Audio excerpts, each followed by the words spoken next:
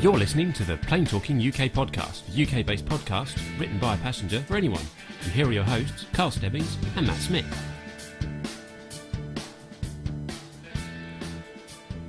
Well, hello and welcome to episode number 106 of the Plane Talking UK podcast.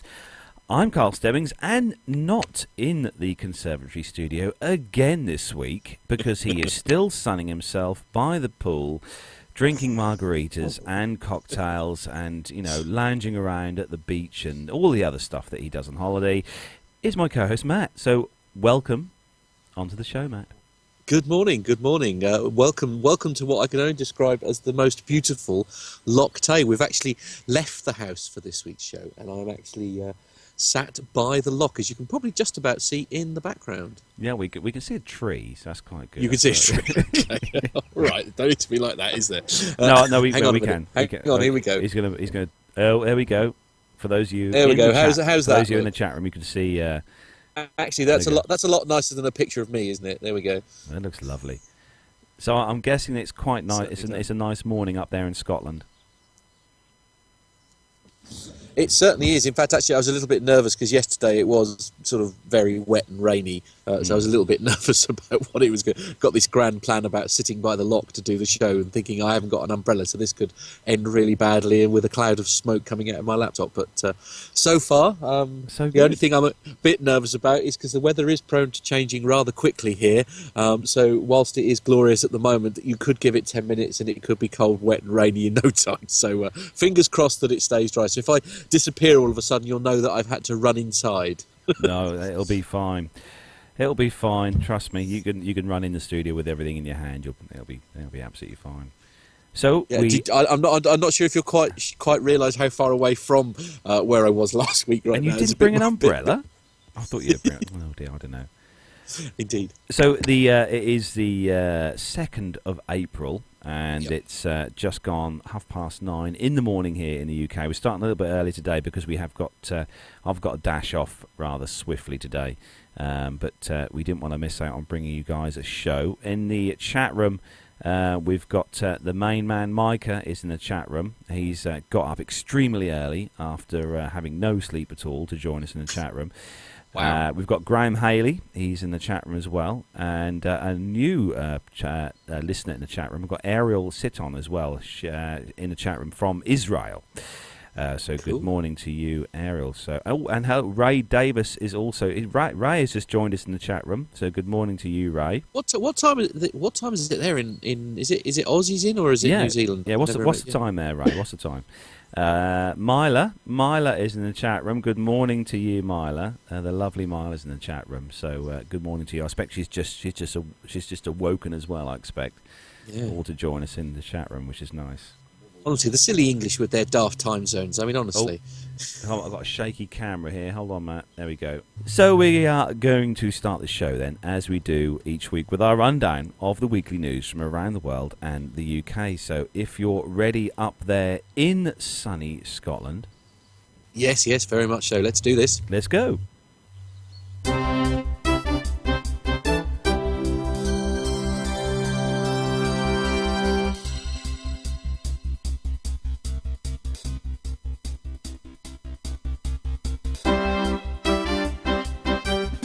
So, kicking off this week's first news story, and it's on the Telegraph website.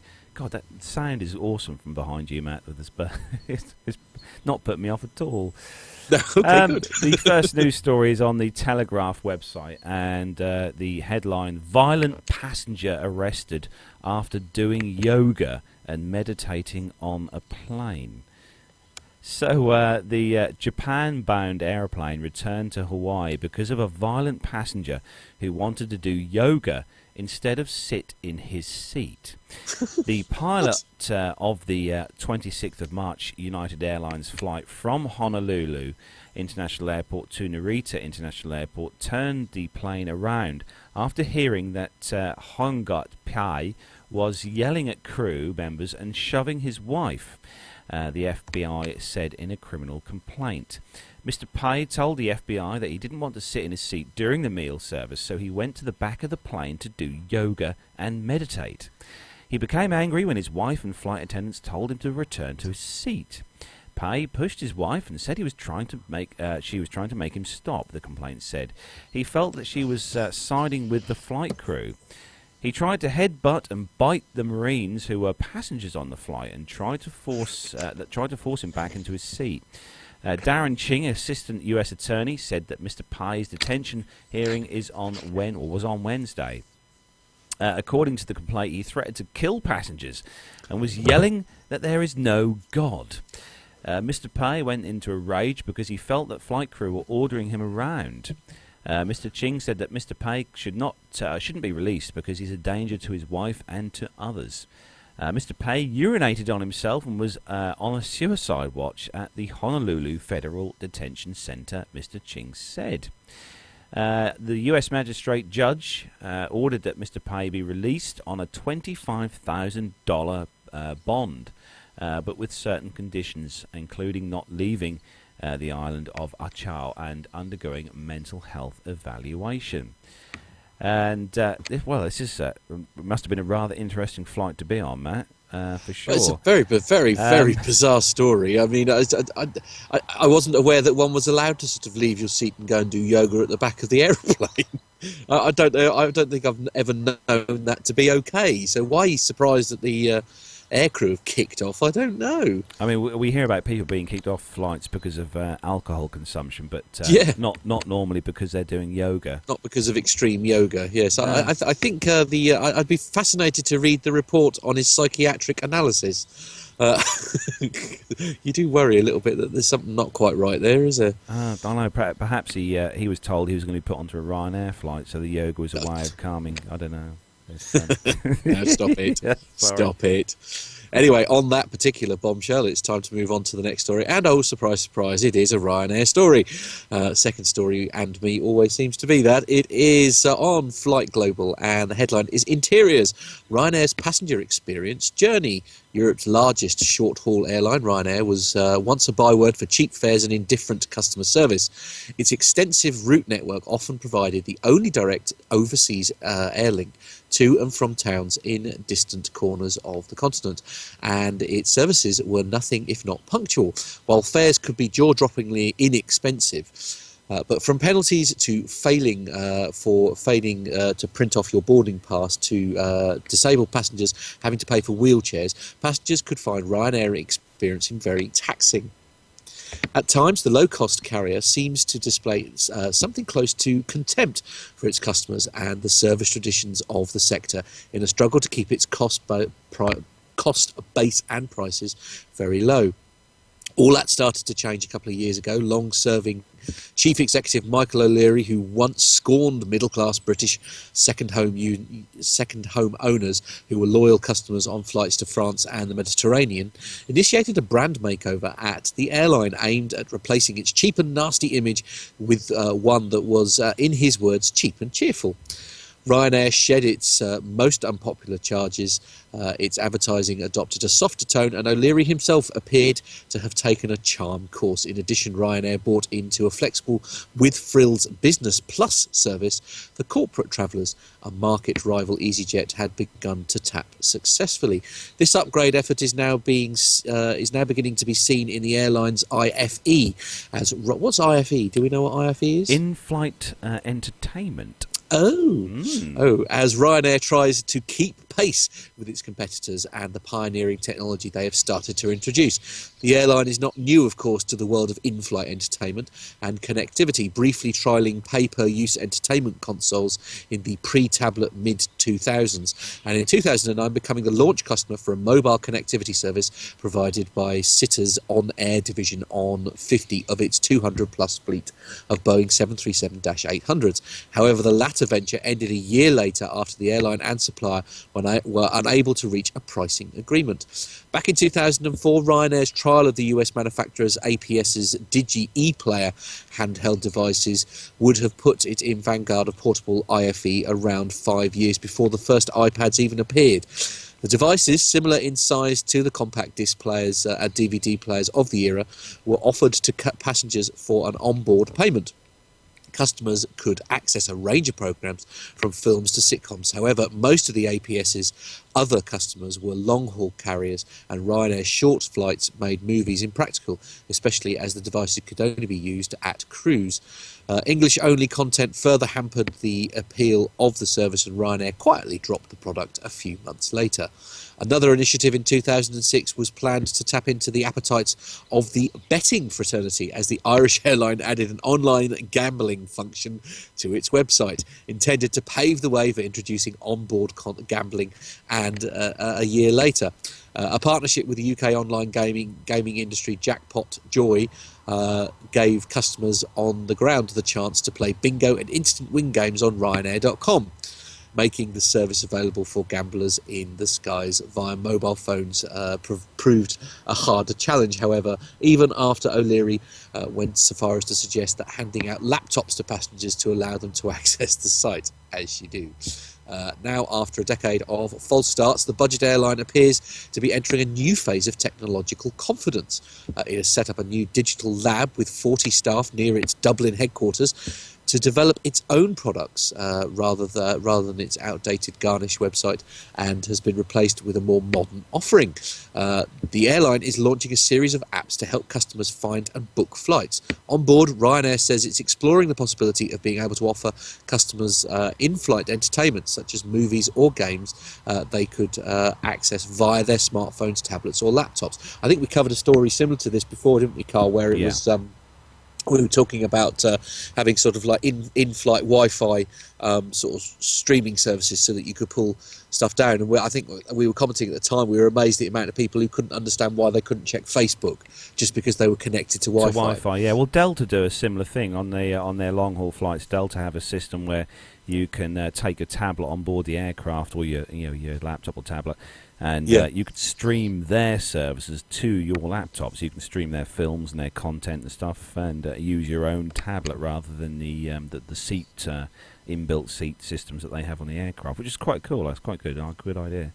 Yeah, I mean, I think that's definitely the way forward. Because I mean, even if you were doing a short haul flight to say from Stansted to Ireland, I mean, you could easily watch maybe one, if not two, TV programs, couldn't you? I mean, if you had like say a box set of I don't know, Big Bang Theory as an example, you could have that on there, and you could watch a couple of programs because they're only 20 minutes long. You could watch a couple of those, and then sort of land and sort of forget that you were on an aeroplane, really, which is the only way I survived, frankly.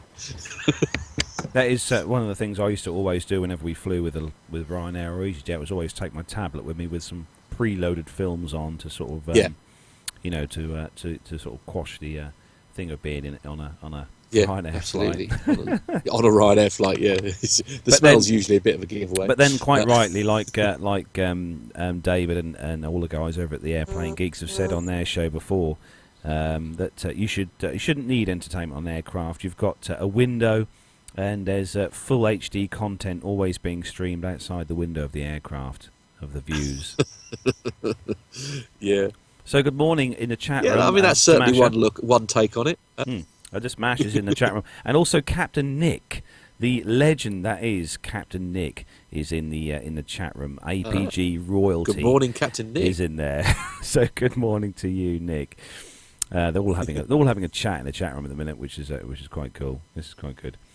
So moving on to the next story, and this one is on the breaking news, or breaking a travel news site. It's a picture story, so in a bit we'll put the picture up on the screen for those of you in the chat room to see. So the headline: Malaysia Airlines unveils A330 business class seats. So Malaysia Airlines has unveiled its first A330-300 aircraft fitted with the new business class seats in its engineering complex in Sepang. The business class seat pitch, which measures 44 inches and has a width of 20 inches and a length of 76 inches, a fully flat seat, is one of the best received business class seats in the industry. The seats come with increased working space, with 90% of all seats having direct aisle access due to the 121 and 122 seat layout, with extra storage space for personal items as well. Each seat is equipped with a 16-inch touchscreen in-flight entertainment system. 16, that's not bad. And every aspect of the new product has been carefully designed with the passenger comfort needs in mind. Malaysia Airlines Chief Commercial Officer Paul Simmons commented, "This marks the start of an exciting product rollout for our business class customers to experience. The business class cabin refurbishment will be carried out in stages of all 15 of Malaysia Airlines A330 aircraft by September this year, 2016. With the launch of our new seats, we are confident that Malaysia Airlines will be the first choice for travel to and from and around Malaysia. We're also confident that these seats will further improve and strengthen our premium product service offerings," he added. The new business class seats are available on Malaysian Airlines A330 flights between Kuala Lumpur and Australia and New Zealand, Japan, Korea, China and India from this month and onwards. And the newly configured A330s will have 27 all-new business class seats and 263 economy class seats. Now, if we put the picture there on the screen for those of you in the chat room, you'll be able to see those lovely shiny, rather wide business class seats. There's loads of room there. They look very comfortable. Look very, very comfortable. Yeah, definitely. And they are fully lie flat seats as well, Matt. So you can press the button and it'll convert into a bed, which is really good. I like that. One of these days we're going to fly business class. One of these days. I know we will. One day. When we've reached 10 million Patreons. Yeah, you're right. On to the next story. This is on Flight Global, and the headline is Lufthansa to shrink first-class capacity with the A350. Lufthansa's planned introduction of the Airbus A350 from January 2017 will further reduce the airline's first-class capacity, while the number of economy seats will rise. The twin jet will be configured without first class in a layout comprising 48 business, 21 premium economy and 224 economy seats. But the aircraft it will replace, the A340-600, is fitted with 8 first class, 56 business, 28 premium economy and 189 economy seats, Lufthansa website shows. The airline plans to station 10 A350s at Munich and has orders for 25 aircraft of the type. Lufthansa says it will continue to operate the A330s with first-class seats from its secondary hub. It adds that the A350s will be operated by the main line rather than a subsidiary such as a regional unit CityLine. That division is operating A340-300s from Frankfurt with a denser cabin layout, with no first class and fewer business seats under the mainline brand. Flight Global's Fleet Analyzer database shows that Lufthansa has 20 A340-600s in service today, and that these were built between 2003 and 2009. Sorry, I'm just typing things in the chat room. Sorry about that, Matt. Just replying to some messages in the chat room. Okay. I thought I'd fallen off air then for a minute. No, you're still there. No, you're still there. So getting back to the story again. Bert, you have to keep poking him. Poke me, yeah. Ow, keep him awake. Yeah. So the A350 and Lufthansa, they're one of the first customers to launch the A350. And obviously Lufthansa being the premium German airline, which I'm yet to fly on, actually. But it says on here, you said on the story, Matt, that they're going to continue to operate the A330s with first-class seats from their secondary hub. But it'd be interesting to see how the actual first-class capacity on the A350, how that's all going to sort of pan out, how that's going to look. I can't remember whether we covered the story or not to see what the first-class interiors are like on the Lufthansa. I'll have to look that up and see what their seats are like, what their first-class seats are like, because they're supposed to be a really, really good airline to fly with, Lufthansa, from what I've heard from the people I know who've flown with them. Yeah, rumour has it. Rumour has it, yeah. That's another trip for us to do at some point. Absolutely, yeah. So we need to do first class on Lufthansa now as well. Yeah. This is going to end up costing us a fortune. It is, isn't it? Yes, absolutely. Let's get those Patreon numbers up, shall we? I think Captain Nick in the chat room is worried that you may have a bear behind you. I don't know quite whether that's true or not. No. Well, yes, indeed. It's my friend. He's trying to put me off. Oh, okay. It's going really well. He says his excuse is he's trying to keep warm. I don't believe him. He's trying to keep warm. So, moving on to the next story, and breaking travel news again for this story. The headline: Pegasus completes $5 million aircraft deal with Boeing. While Matt has some fun there. Yeah. Boeing. Yes. I'll try to stop being distracted. The chat room's going mental. So Boeing and Turkey's leading low-cost carrier, Pegasus Airlines, have finalised an order for 5 next-generation 737-8 aircraft, valued at approximately $505 million, based on expected list prices at delivery. Pegasus Airlines and its subsidiaries, Air Menas and Izair, operate a fleet of 58 737-8s and a total of 69 aircraft. The carrier is based out of Istanbul and operating an extensive network of domestic and regional services. The performance of the 737-800 has proven reliability and fantastic operating economics and popularity with customers, said Mehmet Nahain, Chief Executive of Pegasus Airlines. He's pleased that they'll be continuing a service with this long-standing relationship that they have of over 20 years with Boeing aircraft and adding these new ones to their fleet. Pegasus Airlines is a privately owned airline and Turkey's leading low-cost carrier. It launched charter flights in 1990 and is owned by the ESAS holding, which have been operating scheduled flights since 2005. The 737-800 continues to be the best-selling version of the very successful next-generation 737 family, accumulating over 7,000 orders worldwide. And Boeing have said that they're very proud that Pegasus has again selected Boeing to meet their requirements. Pegasus Airlines flies a scheduled service to 33 destinations in Turkey and 70 in the rest of the world, bringing its total network to 103 destinations in 41 countries. This is another story like we covered so many times on so many previous shows, Matt, that Boeing have got another huge order for new aircraft as well.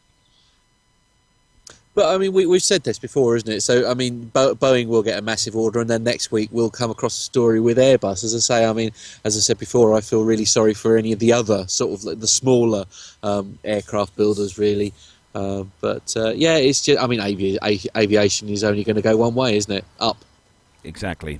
No pun intended there. No, indeed, no. As if I would do such a thing. I know, but it's good. It's kind of it goes from one end to the other here. Every time we do a show, it's 1 week it's Boeing, it's got orders, and next week it's Airbus, then it's Boeing, and then it's Airbus, and But obviously, for the people who are in the chat room, especially Captain Nick, Boeing's obviously best, and obviously, yes. If it ain't Boeing, I ain't going. Exactly, very true. Yes, very true. Yes, good news, everyone in the chat room. By the way, I've dispatched my tall friend to go and get coffees, so I have a small window of uninterrupted, undistracted story reading to look forward to. Right. So, Sean, we've got some more people joining us in the chat room here. We've got Sean Taylor. Good morning to you, Sean. Very nice to hear. That's a new name. I've not heard that name before. Apparently, he's been listening to the podcast for ages, but it's, perhaps it's his first time listening to the show. He's got a chance to log in and listen to the live show. So that's pretty cool. Marvellous, so, excellent. And also Matty Fab's in the chat room as well. The legend. The legend that is. PT UK royalty, Matty Fab. Oh, no, he is PT UK royalty. Well, yeah. Right, anyway, on to the next story. This is on Flight Global, as I say, before Rob Roy returns and continues to distract me. This is Flight Global. The headline is Boeing FAA warns 787 pilots of bad airspeed data. Boeing 787 pilots are being warned not to make sudden control inputs in response to a sudden unrealistic drop in airspeed shown on cockpit displays. This is a slightly worrying story. I'll be interesting to see what Captain Nick makes about this. As I say, I haven't got the chat room in front of me, unfortunately. In the chat room, no doubt. Indeed, yes. The US Federal Aviation Administration, that's the FAA, will adopt an airworthiness directive on the 1st of April requiring 787-8 and 787-9 operators to update the flight manual with the warning message. The FAA accelerated the release of the airworthiness directive, bypassing the normal rule-making process to make operators adopt the change as quickly as possible. Boeing made an identical recommendation to 787 operators on the 4th of March, which the FAA directive will now make mandatory. The fleet has made 3 reports of displayed airspeed displayed airspeed plunging significantly below actual airspeed, the FAA says. In each case, the 787 was flying in conditions involving significant water ingestion and possibly icing of 2 of the 3 pilot tubes. Pitot. Is it Pitot? It's Pitot. Oh, sorry, my apologies. Pitot of the 3 tubes. pitot tubes feeding speed and altitude information to the air data system. The FAA and Boeing are continuing to investigate the cause of the erroneous displayed speed changes. In one case, the pilot reacted to the inaccurate data by commanding a significant nose-down dive, overriding the autopilot in the process.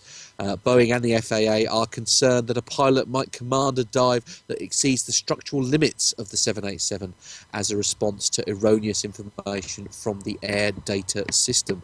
While the cause of the erroneous data is being investigated, 787 operators must update the manual to instruct pilots not to apply a large abrupt control column input in response to an unrealistic drop in displayed airspeed.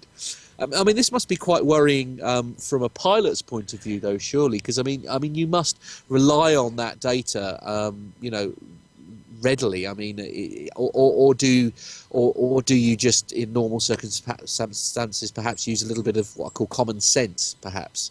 Yeah, Nick's just said it in the chat room. You know, this is a kind of similar thing to the Air France 447, which we had a few years back. If you remember, the Air France one that went into the sea after it took off from Rio de Janeiro, I think it was.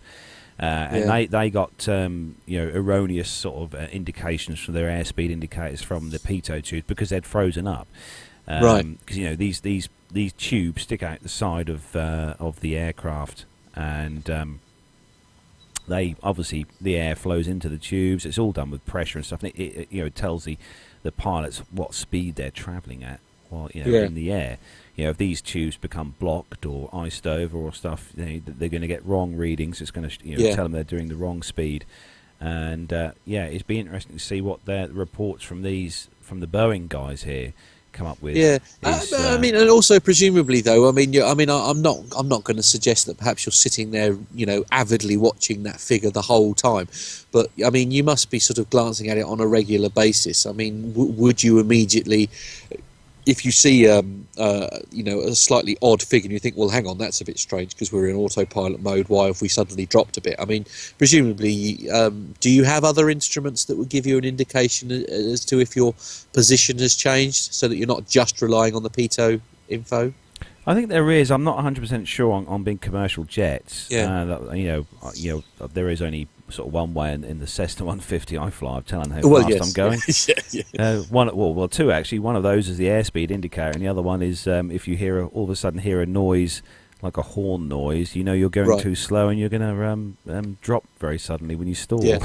But yes, there is that. Yes. But that's a question. You see, that's why we need to get Captain Rick. Miami Rick on the show. He'd now go in. He'd sort of go into this now in depth for about 3 or 4 hours, and whilst we go and have tea and biscuits somewhere, and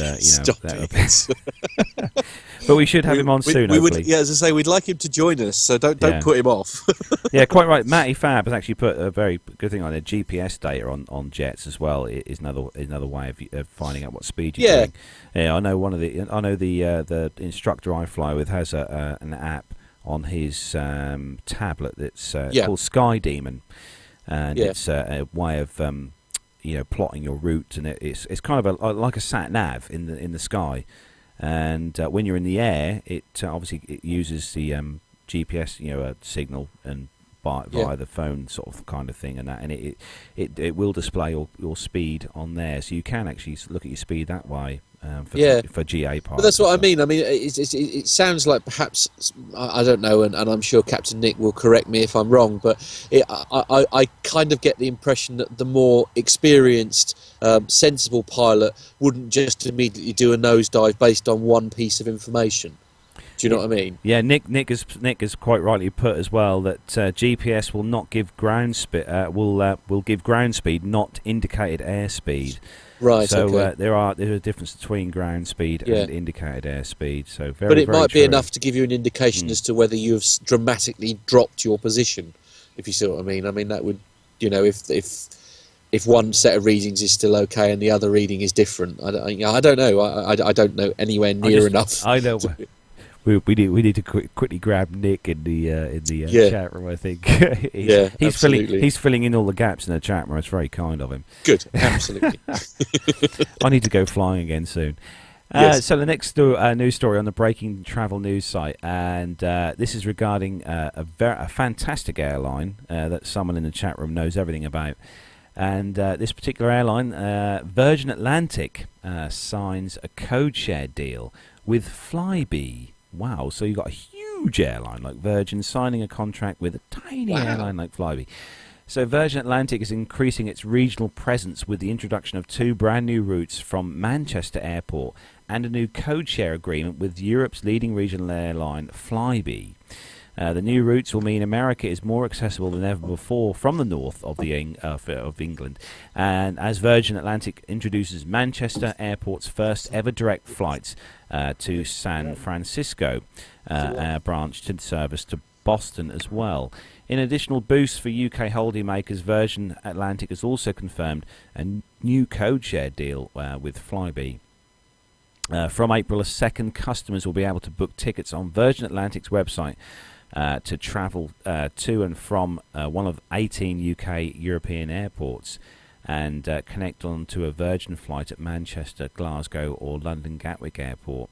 The partnership will offer numerous benefits to customers, allowing seamless connections between Flybe and Virgin Atlantic and enabling customers to check themselves and their luggage through to their final destination. Eric Vajwick, Executive Vice President of Commercial at Virgin Atlantic, commented that we are delighted to be able to offer our customers these new direct flights from the US to Manchester Airport. In addition to our current services to Atlanta, Las Vegas, Orlando and Barbados, the new routes to San Francisco and Boston really open up America for our customers. This year marks 20 years of our first ever flight to Manchester, and we'll continue to look for opportunities to offer our unique experience of routes where our customers are looking to fly. We look forward to offering easy connections to some of our most popular destinations, including the tropical islands of Barbados, St. Lucia, and the US cities of Orlando and Las Vegas. So Virgin pairing up with Flybe. So Flybe. Well, it's an unusual combination. Flybe is the last people I expected to be doing a code share with Virgin Atlantic. I mean, it's good news for Flybe, though. It's good to be able to have that option too, because obviously Flybe do a lot of flights around the UK. And to be able to sort of hop on the Flybe flight and then all of a sudden you're whisked away on a Virgin flight to Las Vegas. Yeah, absolutely. Cool. So does that mean we can go from Norwich now? Or well, do I don't know about that. Flybe? No, Flybe. Oh god, Norwich. I don't think anything flies from Norwich now. I think there's a few sparrows and crows and stuff. I think fly. Yeah. Okay. On to the next story. Before you end up in heaps of trouble. Multiple boarding. This is on the Breaking Travel News website, and it's good news if you're a British Airways frequent flyer. Multiple boarding passes land on the British Airways app. Now, to be fair, I think this has happened actually quite because Ryanair and EasyJet you can do multiple boarding passes already. So they're a bit late to the party by the sound of it. Anyway, boarding British Airways flights has just got easier for families and friends travelling together thanks to the introduction of multiple mobile boarding passes. Previously, each person had to carry their own smartphone to show their mobile boarding pass to go through security or to board a flight. But now up to 8 individuals' mobile boarding passes can be viewed on one phone, providing everyone travelling together is on the same booking reference number. Sarah Dunham, British Airways Head of Marketing, Retail and Direct Channel, said that multiple boarding passes stored on just one device makes it far quicker and easier for groups of friends or families travelling together to pass through security and to board our flights. We responded to feedback from our customers who were in groups travelling together to make passing through the airport quicker and easier. The update for the British Airways mobile app is available for iPhones and Android. Yay! So that when 2 or more customers travel on the same booking reference number, they'll be able to view all their mobile boarding passes on the same device. by swiping between the boarding passes. Now, actually, as I say, it is worth mentioning that Ryanair and EasyJet both have this function in their apps for a very, very long time. And I've used it when me and Mum have been travelling together. I've used it to actually to check both me and Mum in. So they're a bit late to the party on this one. Yeah, I haven't actually. I've got a thing where I've flown before and had the ability to use the boarding pass app on the phone, and I don't know. I just feel a bit reluctant to use it. I know they'll accept it, but for me, I like to have a piece of paper in my hand or a ticket with a... Yeah, no, and Mum is the same, but I prefer having the app, to be honest, because these days, I mean, I've usually got a phone and a tablet, and I usually have the boarding pass on both. So if one won't work, then the other one will. Although there are still some airports, I think Menorca is one of them, where they won't actually accept... They're not in a position to be able to accept the digital boarding pass yet. So anyone in the chat room who's had the chance to use a boarding pass on their mobile phone, and just let us know how you got on with that, because like I said, I've never used it before. I have. I mean, I've had really. nothing but positive. I've had nothing but positive experiences with it so far. I say, although it was worth mentioning that we were able to use a digital pass to go out to Menorca, but we had to use a paper-based one to come back, and we got fortunately, we managed to persuade the hotel to print it off for us. Am I right in thinking, Matt, the ones that you have on your phone, the digital tickets and that, do they have like a QR code, or is it's a QR code as opposed to a barcode? Oh, okay. But I mean, a lot of the printed versions now have a printed QR code as well. So it's not always a barcode these days. Certainly, speaking for Ryanair and EasyJet, one does and one doesn't, if memory serves. Yeah, I think if you're somewhere where you haven't got access to a printer to print this sort of thing out, I suppose this is a good idea. And I suppose, and another way as well, it's saving on paper. Yeah, absolutely, saving the trees. Dare I say it? Going green, but green. What? We haven't got a song to play there. Don't open that can of worms. I know. Oh, no. Not when we're talking about aviation. Oh no. Right, so moving on to the next story. And, we're going to get sued by the end of the programme, aren't we? Yeah. And the chat room's going mad. No, we had the chat room. Matty Fab said that he's used it. He absolutely loved it. Yeah, me too. Myla's never used it, but she'll get round to using it at some point. Sean Taylor said that the BA app is fine to use, but he does like me, he likes to have that piece of paper just in case. Yeah, I mean, we do carry a printed copy with us, and Mum is very organised whenever we go anywhere. We have a folder with loads of paperwork and stuff in, and we always have a printed version of our boarding passes just in case. But it is so very easy just to whip the phone out and stick it under the barcode reader, you know.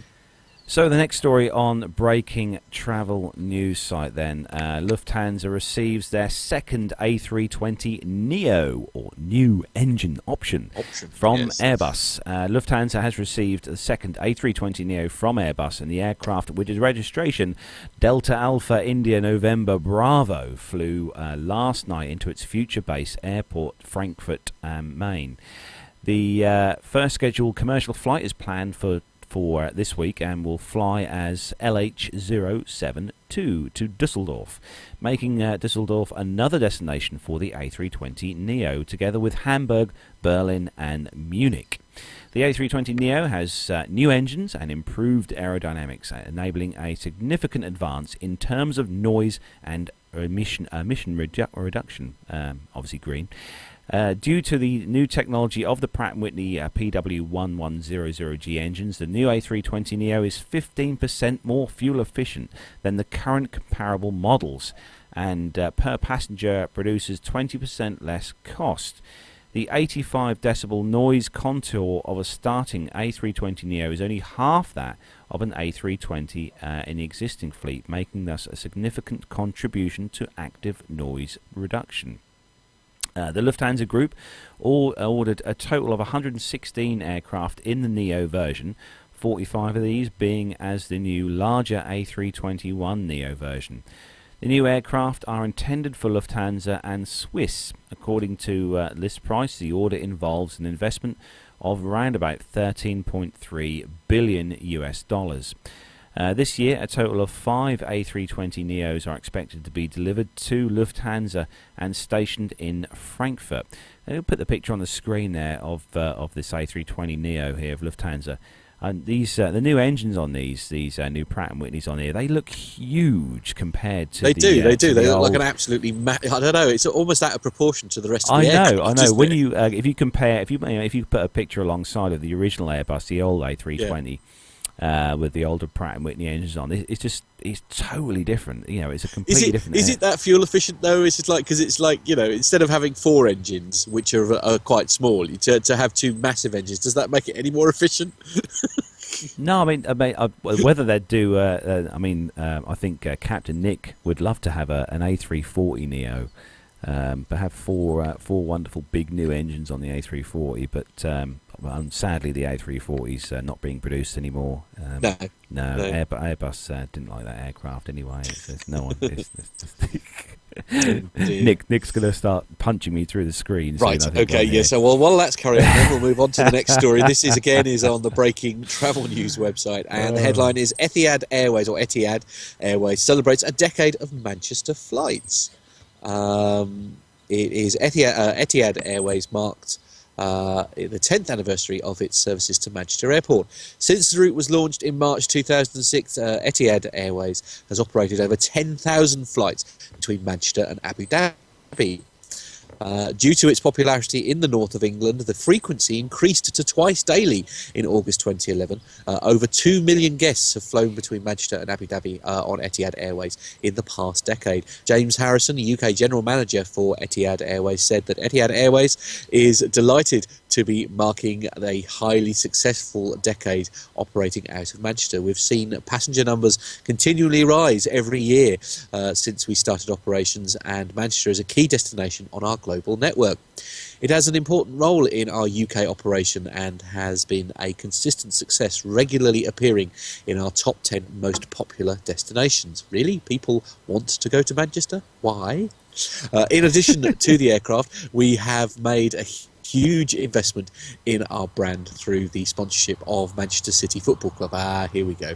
Our European call centre is also based at Manchester Airport and houses over 200 staff. We operate 2 flights a day to Abu Dhabi, connecting our guests to more than 100 destinations via our main hub in Abu Dhabi. At Terminal 1, there is an elegant premium lounge, and we offer limousine services for our premium class passengers. The route has also supported growth in cargo, with over 30,000 tonnes of export cargo and over 40,000 tonnes of import cargo being carried during the last 3 years. Cargo items have included vehicles and animals such as cats, dogs, falcons and ferrets.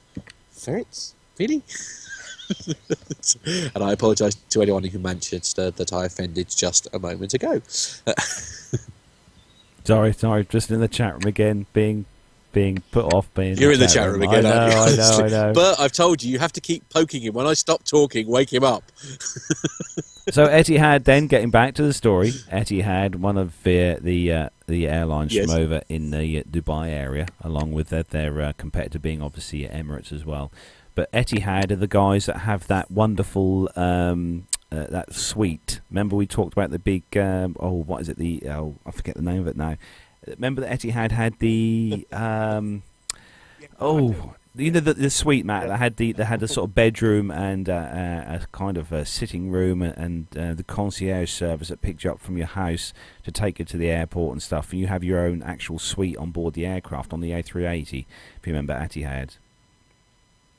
Hello. Yeah, hello. Sorry. Hello. Yeah, no, Yes, I am he's still back. here. He's still there. Carry on. I'll come back to you in just a sec. All right. Oh, he's going to disappear. We'll turn Matt's microphone down there so we can't hear him. But no, Etihad had this the Residence. That's it. Well done, thank you, Masha. Etihad had the Residence suite. But if anyone on the chat room on the show, on the audio show, look up the Residence on Google, and it's one heck of a product, really. Something that I'd need to save up for a very long time to afford, really, because it's a huge cost, but very nice indeed. So good on Etihad for celebrating their decade of flights to Manchester. And I think Matt is back. We're going to turn his microphone back up. No, sorry, we just there had we go.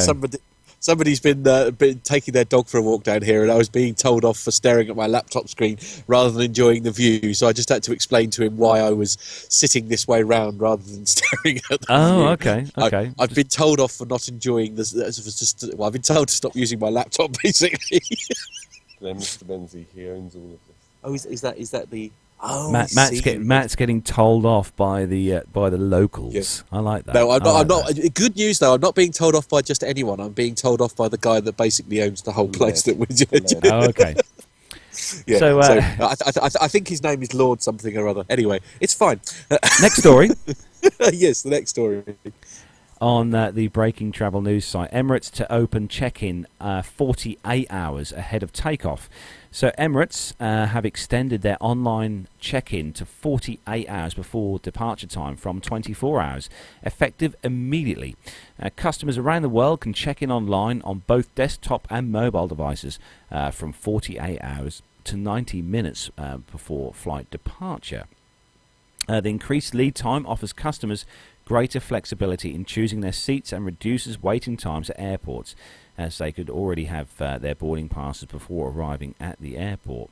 Passengers can drop their luggage off at online check-in counters before heading straight through the immigration and security. For flights to and from the United States, while online check-in services are available 48 hours before departure, boarding passes will only be issued 24 hours in advance. By allowing check-in from 48 hours before departure, we are providing customers added flexibility to choose their preferred seats and a more comfortable journey, they've said the chief exec of Emirates. This is just one of the many incentives we are implementing to enhance our customer service experience online. This was explained by Alex Knieg, the Senior Vice President of Corporate Communications, Marketing and Brand Digital. In addition to online check-in services, the airline also operates car park check-in facilities around the clock at its hub in Dubai. Customers can also check in and drop their luggage at the car park check-in facilities from 24 hours to 6 hours prior to departure, easing the crowds during peak travel periods. Alternatively, customers travelling out of Dubai can choose to drop their luggage at one of the 46 dedicated drop bag counters in economy class or separate counters in the first class and business class at Dubai International Airport from 6 hours or 90 minutes prior to their departure. An additional 10 bag drop counters are available in the dedicated USA flight check-in zone. And as a result of these initiatives, customers can look forward to shorter queues at the various check-in and bag drop points available.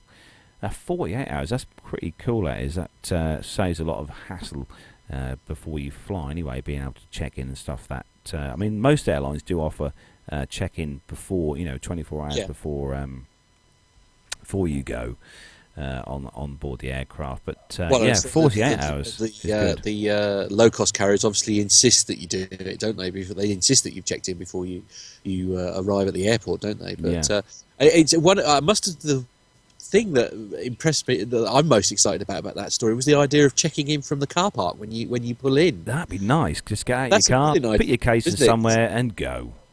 Yeah, so it ties it to the registration plate, so they know that when your car's arrived that you're here. So check in. Exactly. I mean, that's absolutely brilliant. Let's say a quick good morning to another new listener I haven't seen before in the chat room, Kenneth Kranz. Good morning to you, Kenneth. Thanks for joining us this morning. He's interrupted his plans to go back to bed. He says he's effectively scrapped his plans to go back to bed. So thanks for joining us, Ken. Very nice of you.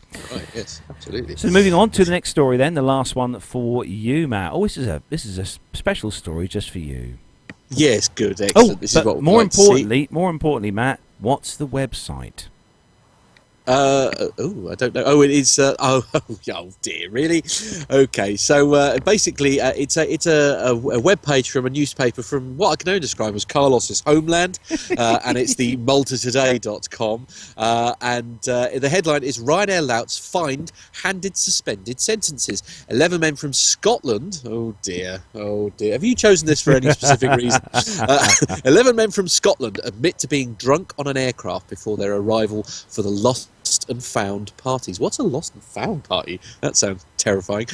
Taking place during the coming days. Police and sniffer dogs had to be called in to inspect the aircraft, causing delays and leaving hundreds of holidaymakers facing delays as a result. Dear. 11 would-be attendees of the lost and found parties from the UK have been handed suspended sentences and fined after their drunken antics aboard a Ryanair flight arriving in Malta from Edinburgh. This was yesterday, which caused considerable knock-on delays. Magistrate Donatella, surely that's a joke name. Donatella heard Inspector Silvo Magro accuse Josh Lovewell, Chris Norman Kennedy, David Conglangan and Peter Cusack, David Hannah-Brooks, Craig Jardine, Scott McKinley, Craig Nidri, Liam McRae, Stuart James Smith and Francis Biggins of, amongst other things, recklessly endangering an aircraft, intentionally interfering with an aircraft crew, being drunk on an aircraft and breaching the peace. These are terrible charges, really, aren't they? Charges against Biggins were withdrawn in this morning's sitting. However, the police saying there had been no course of conduct. The men had come to Malta to attend the Lost and Found parties organised by BBC DJ Annie Mac and should fly home on Tuesday. You weren't lost, but I found you in my courtroom, quipped the judge before severely reprimanding them. Ooh, dear. How could you undertake such a conduct? Astonished the magistrate. I hope you will be behaving yourselves during the remainder of your stay. I mean, this is the same story again, isn't it, really, where it's people getting carried away on an aircraft, aren't they? And it's just, when are people going to learn? Obviously not. People just don't learn.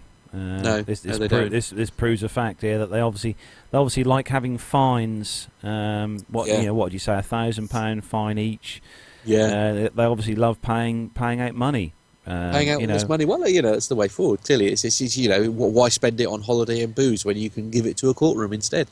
But no, Neville in the chat room said quite rightly that they should have more than just suspended sentence. They should put them in the slammer, stick them in the slammer. Neville said. Yeah, absolutely. Overnight, make them feel very better. Very true.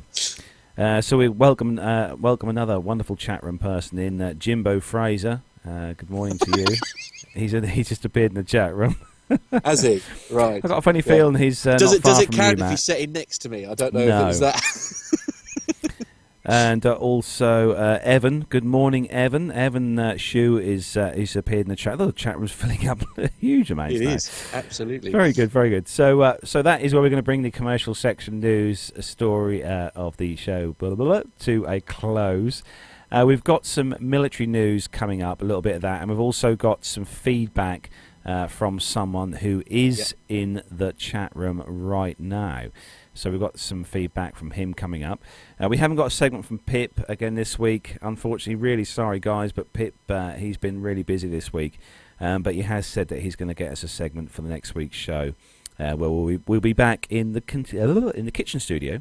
Yes. And I'll be able to cook Matt breakfast that week, so he'll love that. Yay! That sounds good. So I don't wish to alarm anyone, but I've only got 30% of my battery back. Okay, so my battery left. I am going to go off. Me and Matt are going to go off and have a Delta P, and we'll come back to you after these messages.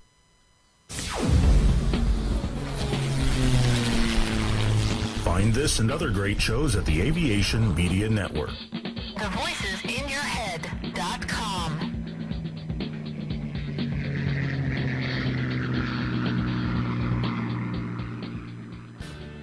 The Plain Talking UK podcast is a voluntary project that aims to keep you informed with the latest aviation-related stories from newswires across the globe. Producing our content does cost money though. If you enjoy our show, why not help us keep on the air by making a donation towards the server and website hosting fees through PayPal. Any contributions would be greatly appreciated. Are you an Amazon user? If so, why not do your shopping through the link on our website? There's no cost to yourself, and Amazon pay us a small referral fee on qualifying purchases. To find out more about the show and to meet the team, take yourself to our website www.plaintalkinguk.com, or find us on Facebook at facebook.com/plaintalkinguk, on Twitter via @plaintalkinguk, or get in touch via email on podcast@planetalkinguk.com. Thanks for listening.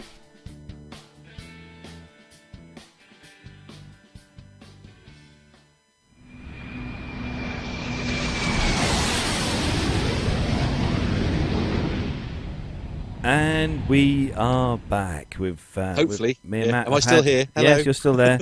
We've been and had our Delta P. Excellent. Bing, bingo.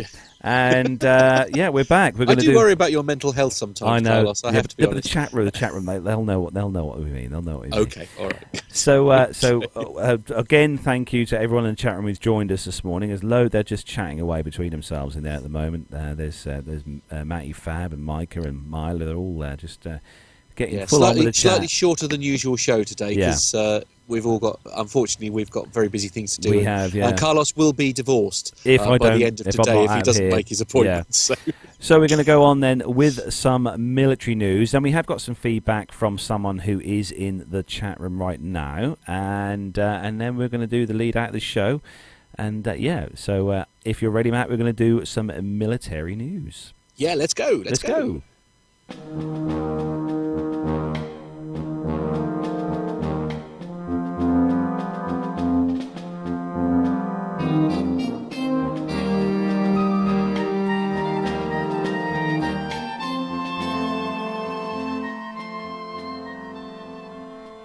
So the first news story for the military segment this week, then, it's on Flight Global's site, and the headline: Royal Air Force Tornado successfully trials bright cloud protection system.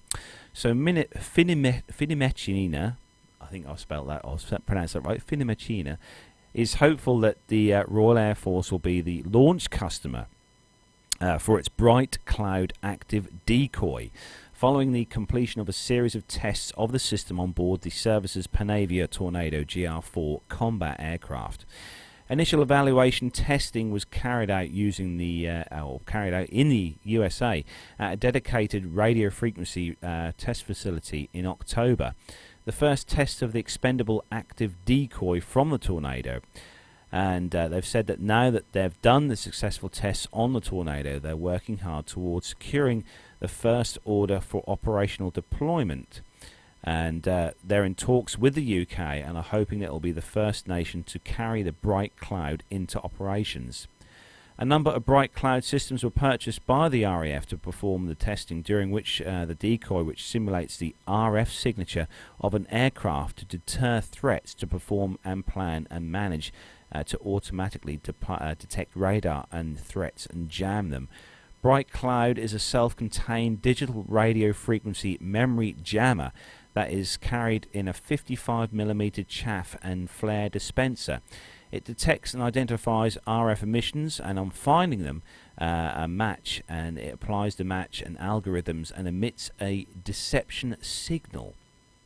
No further trials have taken place with the UK, as the October tests were deemed successful, although it's likely that further trials will take place to verify and extend the operational advantage provided by Bright Cloud, McCulloch adds. When the decoy was launched in 2013, Saab committed to offering it as a protection system for its Gripen fighter, but so far none have been purchased.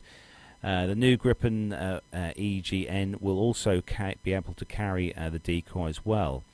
McCulloch says the ease of integration and the standard flare dispenser fit means and potential customer base, and is an extensive and fulfilled system ready for production to launch with the customer. So here we go. That's a good bit of kit. Something kind of a jamming system for. I mean, that's got to be anything that can stop our boys being shot down is a good thing. But not that not that I think we shouldn't be fighting wars anyway. We should not be fighting wars. But, it'd be nice if they could invent a system that would work with lasers and somehow sort of filter out that signal. I wonder if they can't do something with like the windscreens of these cockpits and stuff, so they can filter out the laser pens so that they aren't dangerous. Yeah, we need something like this, don't we, for the laser pen thing? A jamming system for lasers. That'd be a good idea. So next story. Next story. This is on Flight Global, and the headline is: Philippine Navy orders two is it AW's AWAC? Is that right? No. It's AW159. That's the Wildcat helicopter. Come on then, what's an AWAC? Remind me. Oh, an AWACS is the early warning system. Oh, it's aircraft. yes, yeah. right, yes. There's nothing to do with this one you're now going to talk about, Matt, is the the Royal Navy have the Black Cat display team, and they use these aircraft for their display. Yeah. Ah, right, yes. So anyway, the headline is Philippine Navy orders 2 AW159 Wildcats. So the Finamacina has announced the Philippine Navy will acquire 2 Augusta Westland AW159 Wildcat anti-submarine and anti-surface warfare rotorcraft under a contract valued at €100 million. That's $114 million. The helicopters will be delivered from the manufacturer's Yeovil, UK site in 2018, with the contract including training and support. In addition to the anti-surface and anti-submarine roles, the rotorcraft could be used for search and rescue and maritime surveillance tasks. The Wildcat is in service with the UK's Royal Navy and Army Air Corps, with 8 more on order with launch export customer from the Republic of Korea Navy. A first delivery to the latter is pending after an expected schedule of 2015. Total orders for the type amount to 72, and Flight Global's Fleets Analyzer database shows a combined fleet of 48 Wildcats have been delivered to the British Army and the RN. The latter deployed the new model on board its Type 23 frigate HMS Lancaster in early 2015. The 2 AW159s will join Molina's modest naval rotorcraft fleet, which consists of 5 Augusta Western AW109Es, Fleet Analyzer shows. Yeah, so these aircraft, as we said, the AW159 Wildcat, they use these for the display team, the Royal Navy do. Seen these guys flying these helicopters at the various air shows last year, and they are fantastic. They were really good. Great to see that. Great to see these doing their displays and that. But no, it's relatively new actually. This first flew in 2009. So it's actually quite. Right. Oh, so they're very young aircraft then. Yeah, it's very young, very young helicopter. This is, definitely. Helicopter, So moving on. Can you not call it aircraft then? If you can call it air. Of course you can. You call anything like that. You can call it a Dreamliner. Anyway, can't call it a dream. Stop it. Next story on Flight Global site then, and the headline: CH-53K entry into low rate production delayed for 8 months. Sikorsky's CH-53K entry into low-rate production has been delayed again, this time by 8 months to February 2017, because of gearbox failures last year and the late delivery of parts from suppliers, the US Government Accountability Office reports in its annual assessment of Pentagon weapon projects. The King Stallion development effort achieved first flight in October, nearly 3 years later than originally planned, and 5 years after completing its critical design review. In January, the second test model began flying at Sikorsky's facility in West Palm Beach, Florida, and the GAO report notes that it contains in the improved gearbox as it was trialled as a ground test vehicle first. The unexpected redesigns of the aircraft's various gearboxes, as well as the late delivery of some components, have delayed delivery of the remaining 2 engineering design model test aircraft. This has created delays at the production facility where the parts are received from vendors, which is expected to impact the flight test schedule. The supersized King Stallion heavy lift helicopter will replace the US Marine Corps Sikorsky CH-53E, which was introduced into service in the 1980s and has an anticipated service life of 41 years. The cost of developing the aircraft has grown by 44%, from $4.7 billion to $6.8 billion since 2005. And the procurement estimate for the 200 aircraft stands at $19 billion. The date for completion of operational testing shifted 9 months since the GAO's 2015 report, from September 2018 to June 2019. Despite gearbox troubles and the reported production issues, the Marines still expect to have their first war-ready squadron in place by 2019. Sikorsky officials said that a recent press briefing that the CH-53K flight test program expects to log around 100 hours in 2016.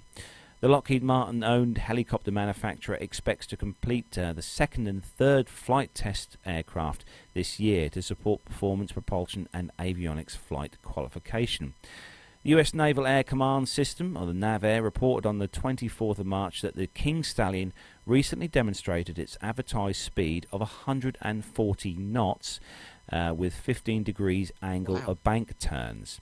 This marked the last test flight in direct mode, NAVAIR says. The primary flight control system work included speeds of up to 120 knots and climbs and descents and hovering pedal turns. This is where we need a helicopter expert in the show. But we'll put a picture on the screen there of the CH-53. There we go. But with any aircraft, rotor or fixed wing or anything, I mean, delays are never good news, are they? I mean, it must be so frustrating, not only for the people making it, but of course the people who are waiting for delivery. I mean, it must be so frustrating. Yeah, Captain Nick has just put 140 knots. Can man live at such speeds? Oh, stop it! Oh dear, just because the Airbus he flies has got 4 engines and this has only got 2. That's why. Right. Yeah. Okay. So what sort of airspeed is his? Well, 140 knots. Well, Captain Nick obviously flies at light speed. Right, of course, obviously, yes. The light speed being the way forward. Yes. Captain Nick has a new aircraft. It's called the A340 DeLorean. Right. Well, he's learned how to time travel. Excellent. Yeah. Nick where is the flux capacitor? Just out of interest. I don't know. That's something we'll have to ask. We'll have to ask Miami Rick where the flux capacitors are on the A340. But there. Anyway, on to the final story. This is on the Royal Air Force website, and the headline is extra aircraft are confirmed for air show. Oh, this is always good news. So, organisers of the RAF Cosford Air Show announced a number of exciting additions to the flying displays planned for Sunday the 19th of June. The air show will give visitors a rare chance to see 2 Gloster Meteor aircraft, the first British operational jet fighter, flying together in a formation display. The Gloster Meteors are appearing at the show as part of the show's main theme celebrating speed and the evolution of the jet engine, which marks the 75th anniversary of the Gloster E-28/39's, the first flight. British first jet engine aircraft, and then this is a unique hangar display, will showcase a number of jet engines along with RAF Museum's Bristol's 188, which will be on an external static display. Other additions to the show, including the appearance of the Army Air Corps historic flight with their, I'm not sure how to pronounce this, with their Seahawks and Scout helicopters flying together, 2 Nanchang CJ6 training aircraft will also perform a pairs display, and a Westland Wasp helicopter, which will be on static display in the Vintage Village. Peter Rioch, part of the airshow operations team, said the flying display for this year's show is already shaping up to be another great mix of interesting and rarely seen aircraft, with today's additions complementing previously announced highlights such as the RAF Red Arrows, gotta love a Red Arrow, and RAF Typhoon. We expect to hear from potential overseas participants in the coming months, which will hopefully add further variety to the show. Tickets for the RAF Cosford Air Show are available to purchase from the selected mid-counties co-ops, the RAF Museum at RAF Cosford and Hendon Midlands Air Museum in Coventry, and on our website, which is www.cosfordairshow.co.uk. Tickets are £25 per adult, with accompanied children under 16 entering for free. I do like the word free. I know, it's also nice to see, Matt, that the Cosford Air Show is going ahead still. Yes, absolutely. That's a really good air show. I think, to be honest with you, the major air shows will still go ahead. Yeah. I think the only ones that are really going to suffer with all this new regulation, sadly to say, it's going to be the smaller air shows that struggle. And I'm really worried about our little Seething Air Show. Yeah. I mean, there's been no details released as yet, but I hope that still goes ahead, because it's a great little show. Yeah. Don't forget, on the subject of air shows, don't forget you guys in the chat room and listening via the audio versions downloaded. Me and Matt will be at, we'll hopefully both be As long as Matt can join me. You'll definitely be there. And I'm I still in shall join talks you with his boss. We'll both be at Farnborough and Riat being the first air show in July that we'll be at for Riat this year, and also the following week we'll be at Farnborough. I think we're probably going to do both days at Farnborough. And don't forget as well, for those of you who should know, because you probably all know, that the Airline Pilot Guide crew will be in attendance at Farnborough with us. So obviously me and Matt will be in awe Hosting, of the APG crew, and it'd be nice if Nick was there as well. But I don't know whether Nick is going to be able to make it to Farnborough. I'm not sure. He might have some tech issues with the A340. Anyway, that's another story. Moving on. There are no more stories. I have a feeling Nick is going to barrage me with some nasty tweets soon. And every single nasty tweet will be more than deserved. Absolutely. Nothing but love for you, my Nick. battery is starting to go, Mr. Carlos. Right, so we're going to play out some feedback that we received this week, and this is regarding a story that, for those of you who follow us on Facebook, will know that there was the hijacking of the Egypt Air A320 earlier last week, and which thankfully ended in everything was okay and nothing horrible happened. But my anger was at some of the reporting from Sky News. And some of the things that were said on Sky News by their reporters, which I think were just totally just so funny and bizarre. It was amazing. The best thing that quite rightly that the feedback here is going to explain is them trying to explain about the steps that are welded.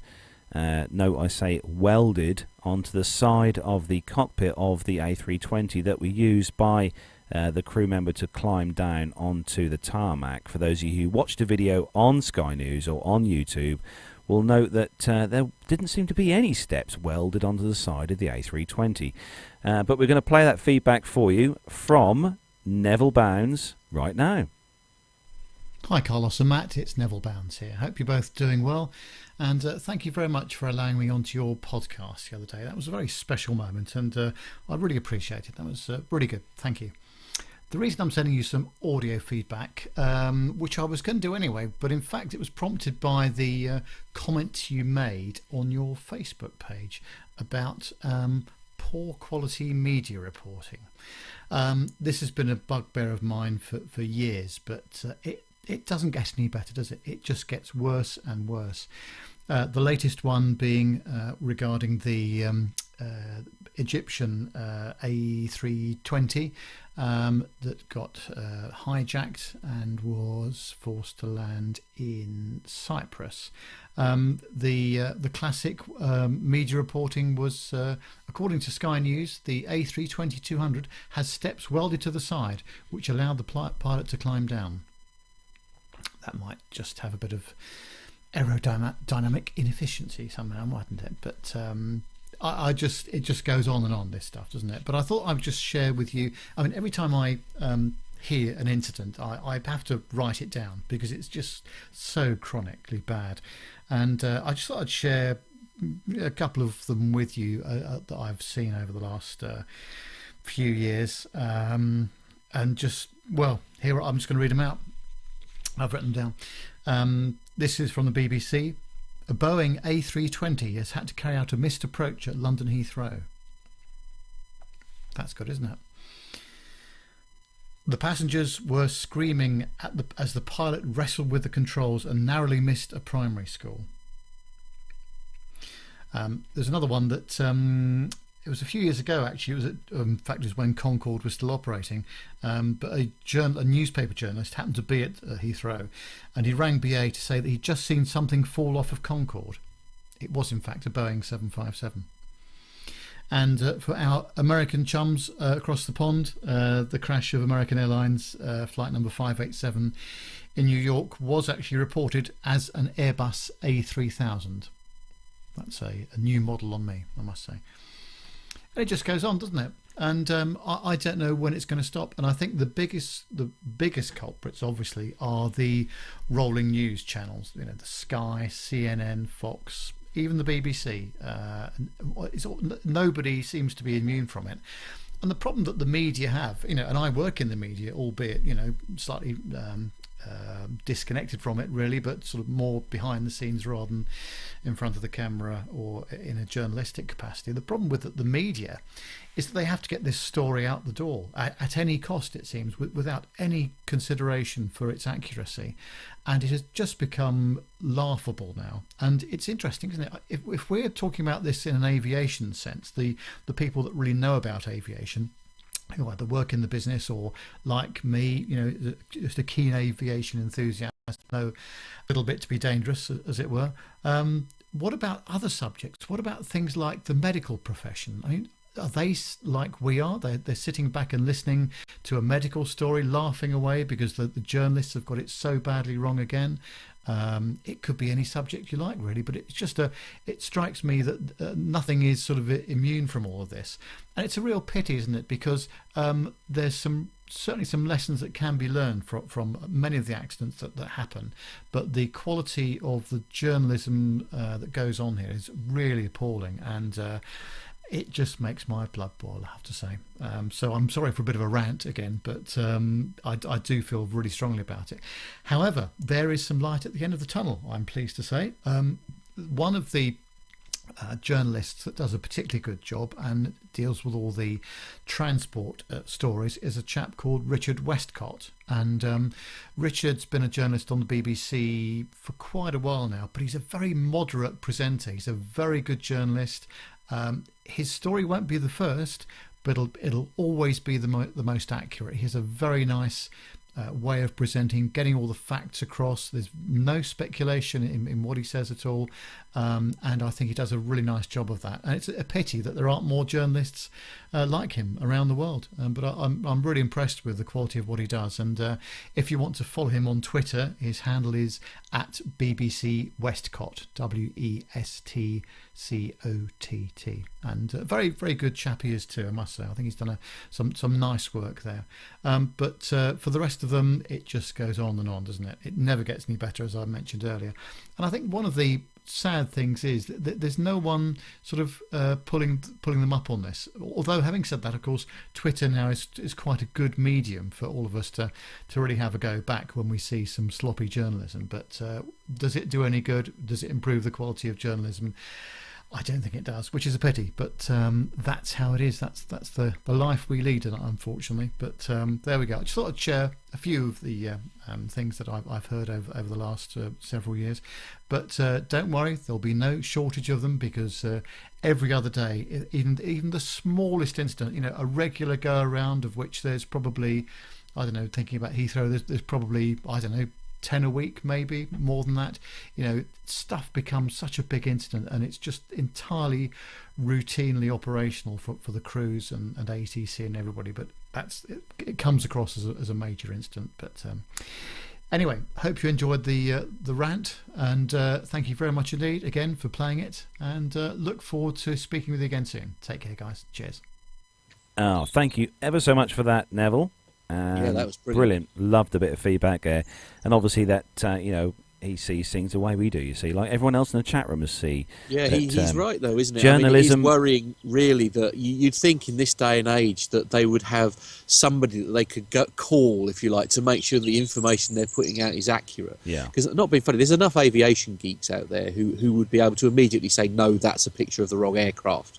Or whatever. I mean, there's stupid things like, as he said at the start there, aircraft with steps welded to the side. It's just nonsense, isn't it? I can't believe that got past the editor. Do you know what I mean? I know.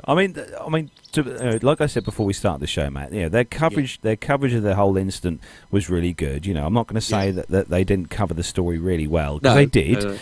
No. But if you're going to talk about the technical side of aircraft and aviation on a big